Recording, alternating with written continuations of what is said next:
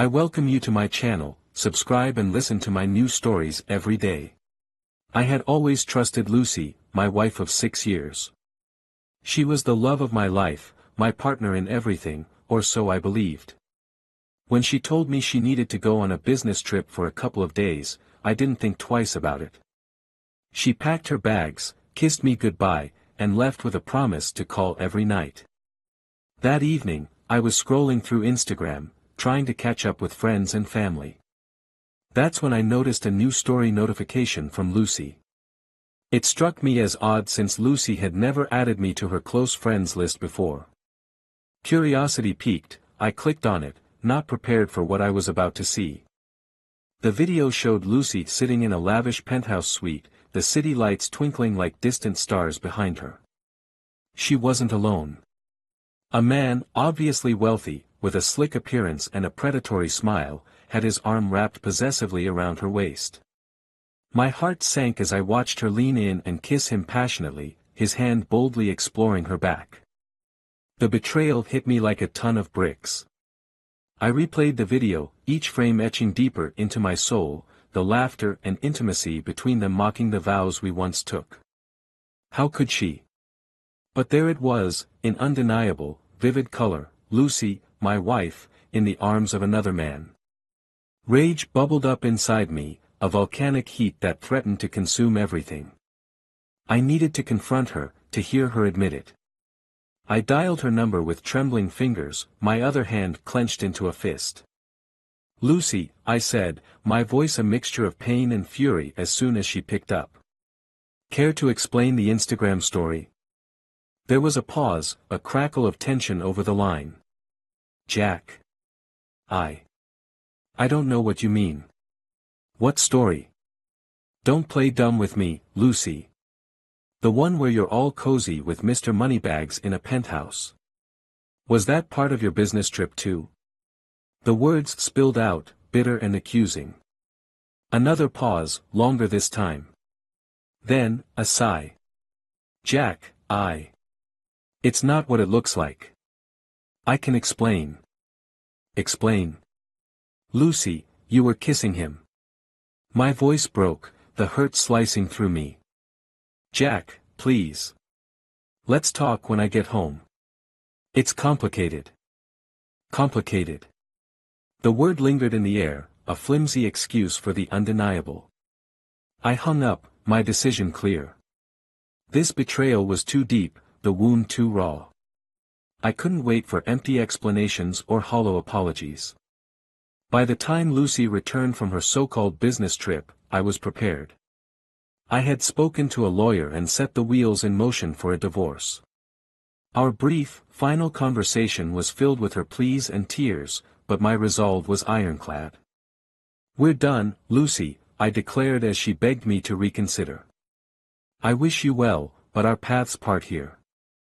With the divorce papers in one hand and my suitcase in the other, I left the house we had built together.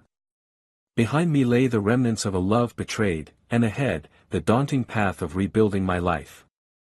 But there was no turning back. Lucy had made her choice, and so had I. Our paths parted forever, and with each step, I walked away from the pain, determined to find healing and perhaps, one day, trust again. The morning after the confrontation over the phone, my heart still thudded painfully against my ribs, the remnants of betrayal souring every breath. As I sat in our quiet kitchen, the silence was deafening, broken only by the intermittent buzz of my phone. It was Lucy again, her name flashing insistently on the screen. I let it ring until silence reclaimed the space. The doorbell rang just as I was pouring another cup of coffee, its sharp echo startling me. I set the cup down, my hand shaking slightly. Through the peephole, Lucy's anxious face greeted me, her eyes red-rimmed from crying. Taking a deep breath, I opened the door. "Jack, please, we need to talk," she pleaded as soon as she saw me, stepping inside before I could even respond. I backed away, maintaining a cold distance. "Talk then," I demanded, my arms folded tightly across my chest. Lucy took a deep breath, her hands trembling. "I made a mistake," she began, her voice a whisper. That man, he's a client from work. It was just a stupid moment, it didn't mean anything. A stupid moment? I echoed incredulously, feeling the anger churn inside me. And that makes it okay? How long, Lucy? How long has this been going on? It was just that night. I swear, Jack. I was going to tell you, she stammered, her eyes pleading for understanding. Tell me. Like you told me about your business trip. I snapped, the hurt propelling my sarcasm. I know I messed up. But I love you, Jack. I don't want to lose you over this, she continued, stepping closer, reaching out to touch my arm. I recoiled from her touch as if burned. You should have thought about that before, I said coldly. What do you expect me to do, Lucy? Just forget it happened? No, not forget, she said quickly. But maybe forgive, in time. We can go to counseling. We can work through this. Her desperation was palpable, but the image of her with that man was etched too deeply in my mind. I can't, I said, the finality in my voice more for myself than for her. I can't be with someone I don't trust. Lucy's face crumpled, tears streaming down her cheeks. Please, don't do this. Think about all the good times, everything we've built together. I looked around the home we had shared, each item a reminder of a life that now felt like a lie. I have. And this, I gestured around us, isn't enough anymore. Not after this. The rest of the conversation was a blur of tears, apologies, and fruitless pleas. But my decision remained firm. I helped her pack some of her things, the silence between us heavy with unsaid words and shattered promises. As she left, I closed the door with a soft click that echoed like a gunshot in the empty house. The finality of that sound was both terrifying and liberating. I was alone, truly alone, for the first time in years. The path ahead was uncertain, fraught with the debris of a broken heart, but it was mine to navigate. I turned back to the quiet of the empty house, knowing that this was just the beginning. There were legal battles ahead, mutual friends to face, and a life to rebuild. But in that moment, I was resolute. Lucy had made her choice, and I had made mine. The road to healing was long and uncertain, but it was a road I would have to walk alone. The days following Lucy's departure unfold like a surreal echo of my previous life. The house is silent, a stark testament to the solitude that now wraps around me. But the quiet also grants me clarity, a sharp focus on what needs to be done. If Lucy believes this is the end of our story, she's mistaken. It's merely an interlude. In a burst of resolve, I sit down at my computer, fingers poised over the keyboard. I start by documenting everything, every lie, every clandestine meeting I could infer from our shared calendars and her social media slip-ups. The Instagram story was just the tip of the iceberg. As I compile the evidence, my heart hardens. Each entry on the timeline is a nail in the coffin of our shared past. But collecting evidence isn't enough. I want everyone to know the kind of deceit I've suffered. I begin crafting a series of posts, not just to expose Lucy but to caution others. Before I can second-guess myself, I start uploading them, detailing how her business trips were escapades of infidelity. With each click, I shed a layer of the pain she left behind. The reactions are immediate. Mutual friends begin to pick sides, most showing their support for me. Others express their shock, unable to reconcile the Lucy they knew with the actions laid bare online. I watch as comments pile up, a mixture of sympathy and outrage. Amidst the digital chaos, I find a bitter satisfaction. This is the retribution I control. Yet, not all actions go unchallenged. The next day, a call from Lucy interrupts my scrutiny of social media responses. Her voice is icy, her words clipped. Jack, what do you think you're doing? You're ruining me. Just letting the world see the real Lucy, I retort, the screens glow a dull mirror to my cold resolve. This is defamation, Jack. You can't. I can and I did. It's all true, isn't it? I cut in. The silence that follows is thick, fraught with her faltering defense. She finally speaks, her voice a mix of anger and desperation. You're going to regret this. I'll make sure of it. Her threats hang between us, but I'm unmoved. Do what you must, Lucy. I'm already doing the same. The call ends with a definitive click, severing the last thread of civility. In the days that follow, I prepare for whatever backlash might come my way. Legal threats, mutual acquaintances trying to mediate, but none of it deters me. My course is set. I also decide it's time to secure my financial standing. I meet with my lawyer to ensure that the divorce proceedings take into account her infidelity, aiming to safeguard my assets and future. Every meeting, every document signed is a step towards reclaiming my life. One afternoon, amidst the flurry of legalese and signatures, my lawyer hands me a folder. You should see this, he advises with a seriousness that tightens my stomach. Inside, I find pictures of Lucy and her wealthy lover, snapshots of them at various events, evidence she couldn't deny. I realize then that this battle might just be turning in my favor. As I drive home, the city lights blur into streaks of color, each one a reminder of the life I'm leaving behind. I know there's no turning back now.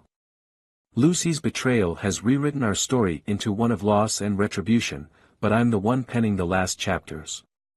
The road ahead is uncertain, yet I drive on, fueled by a newfound resolve to emerge from this not just intact, but stronger. The weeks that follow are a whirlwind of legal battles and public revelations. Each day strips back a layer of the life Lucy and I once shared, revealing the stark truth of her deception. With each revelation, my resolve hardens, and my plans for retribution take a darker turn. I receive a final piece of evidence from a private investigator I'd hired in a moment of cold fury. It's a detailed report, complete with photos and testimonies, of Lucy's deceit stretching back years, far deeper than I had ever imagined. The web of lies is intricate, each strand a calculated betrayal. Fueled by the damning proof in my hands, I decide it's time for the final act of my revenge. If the legal and social exposures were painful, this would be devastating. I set up a meeting under the guise of signing the last of our divorce papers, a closure that Lucy desperately seeks.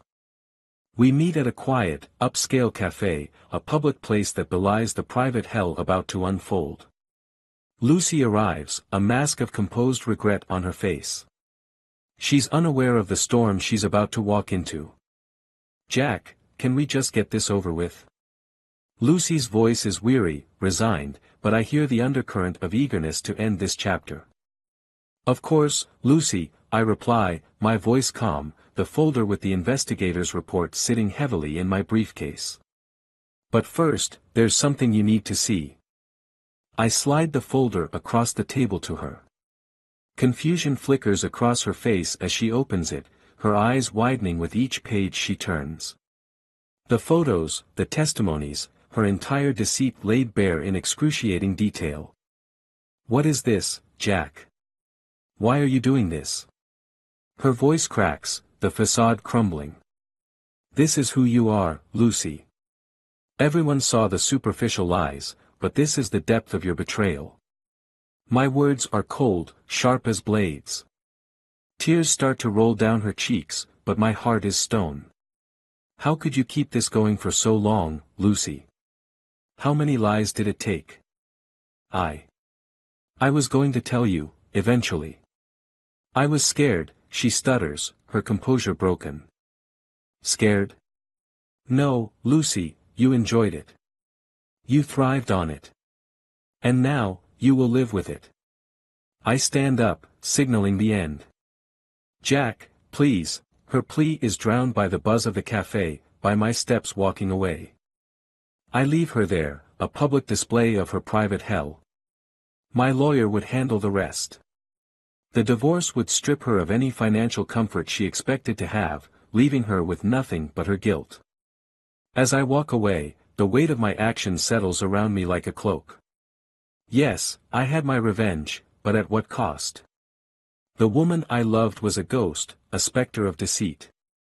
And I had become a man driven by vengeance, hardened beyond recognition. Days turn into weeks, and the public scandal surrounding Lucy grows. Her lover, exposed and humiliated, cuts all ties, leaving her isolated in her disgrace. Her professional life unravels as her employers distance themselves from the scandal. One evening, as I sit alone in the quiet of my now empty home, the phone rings. It's a number I don't recognize, but I answer it. Mr. Jack. The voice is hesitant, unfamiliar. Yes. I'm calling from the city hospital. It's about Ms. Lucy. I'm afraid there's been an accident. The words hit me, a final, tragic twist to our tale. Despite everything, a sharp pang of grief claws at me. What happened? My voice is a whisper, bracing for the blow. She didn't make it. I'm sorry, sir. She was brought in, but it was too late. The phone slips from my hand, clattering against the floor. The revenge I so cruelly orchestrated led to this, a life lost, a soul departed under the weight of public shame and personal despair. The silence that follows is profound, filled with the echoes of our shared laughter, the warmth of our early love, now all tainted with the poison of betrayal and the cold finality of death. As I sit there, the reality of what my vengeance has wrought settles in. Lucy is gone, forever out of reach, and all that remains is the bitter taste of regret. In seeking retribution, I had not only destroyed the life of my betrayer but also the remnants of the man I once was. In my quest for justice, I had lost myself. The final victory was hollow, the price paid far too great. As the night stretches on, I am left to contemplate the ruinous path of revenge, a path that led to the ultimate, irrevocable separation.